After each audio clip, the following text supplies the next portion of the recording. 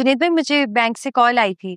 मेरी अफाफ का जीना हराम कर देंगे। बस इसी मुसीबत का तो बोझ उठाने के चक्कर में है वो बेचारी। अगर तुम ऐसा नहीं करोगी ना तो वो और उसकी माँ।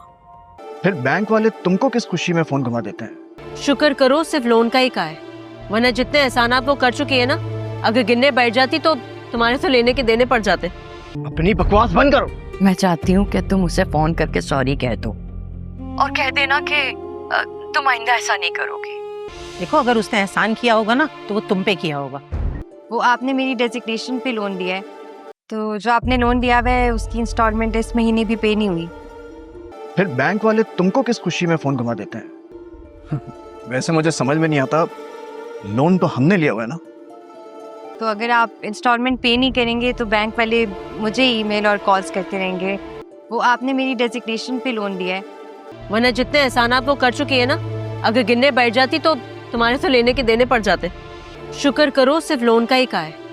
हमें तो उल्टा मुसीबत में डाल दिया है तुमसे रिश्ता करवा के। देखो, अगर उसने एहसान किया होगा ना तो वो तुम पे किया होगा। अपनी बकवास बंद करो। मैं चाहती हूँ कि तुम उसे फोन करके सॉरी कह दो बस इसी मुसीबत का तो बोझ उठाने के चक्कर में है वो बेचारी। हेबा मेरी जान, तुम समझ रही हो ना? और कह देना कि तुम आइंदा ऐसा नहीं करोगी।